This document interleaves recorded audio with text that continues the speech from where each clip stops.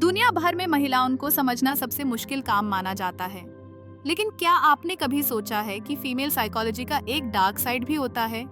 आज हम इस गहरी और थोड़ी अनसेटलिंग सच्चाई के बारे में बात करेंगे। तैयार हो जाइए, क्योंकि जो आप सुनेंगे वो आपका नजरिया हमेशा के लिए बदल सकता है। हजारों सालों की एवोल्यूशन ने महिलाओं के दिमाग को इस तरह डिजाइन किया है कि सर्वाइवल और प्रोटेक्शन सबसे पहले आए। लेकिन इस सर्वाइवल इंस्टिंक्ट का एक डार्क रूप भी है, मैनिपुलेशन और इमोशनल स्ट्रैटेजी। स्टडीज कहती हैं कि एक्सट्रीम स्ट्रेस में कुछ महिलाएं अपनी बात मनवाने के लिए अनकॉन्शियस इमोशनल टैक्टिक्स का इस्तेमाल करती हैं, जैसे गिल्ट ट्रिप करना, साइलेंट ट्रीटमेंट देना या विक्टिम बन जाना।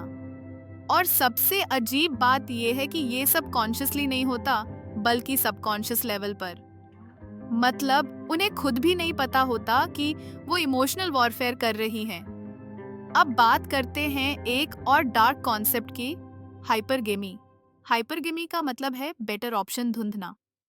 साइकोलॉजी रिसर्च के मुताबिक हिस्टोरिकली महिलाओं में एक स्ट्रॉन्ग जेनेटिक ड्राइव रहा है कि वो अपने से बेटर स्टेटस, रिसोर्सेज और प्रोटेक्शन वाले पार्टनर को चूज करें। जब बेटर ऑप्शन मिलता है तो पुराने रिश्ते कभी कभी बिना गिल्ट के छोड़ दिए जाते हैं। ये इंस्टिंक्ट आज भी कहीं ना कहीं सबकॉन्शियस डिसीजन मेकिंग में काम करता है, चाहे वो करियर हो या रिलेशनशिप्स। आपने सुना होगा कि अच्छे लड़कों के साथ बुरा होता है। साइकोलॉजिस्ट कहते हैं कि कुछ महिलाएं नेचुरली ऐसे ट्रेट्स की तरफ अट्रैक्ट होती हैं जो कॉन्फिडेंस, डोमिनेंस और मिस्ट्री दिखाते हैं। सिर्फ काइंडनेस और स्वीटनेस ही अट्रैक्शन की गारंटी नहीं है। इसका मतलब ये नहीं कि महिलाएं गलत हैं। ये एक सर्वाइवल ड्रिवन सबकॉन्शियस बिहेवियर है, जहां स्टेबिलिटी और एक्साइटमेंट के बीच एक बैलेंस ढूंढा जाता है। तो दोस्तों, फीमेल साइकोलॉजी एक खूबसूरत लेकिन कॉम्प्लेक्स मेज है, जिसमें सर्वाइवल, इमोशंस और एवोल्यूशन का डीप कनेक्शन है। डार्क साइड एग्जिस्ट करता है, लेकिन इसका मतलब ये नहीं कि महिलाएं बुरी हैं।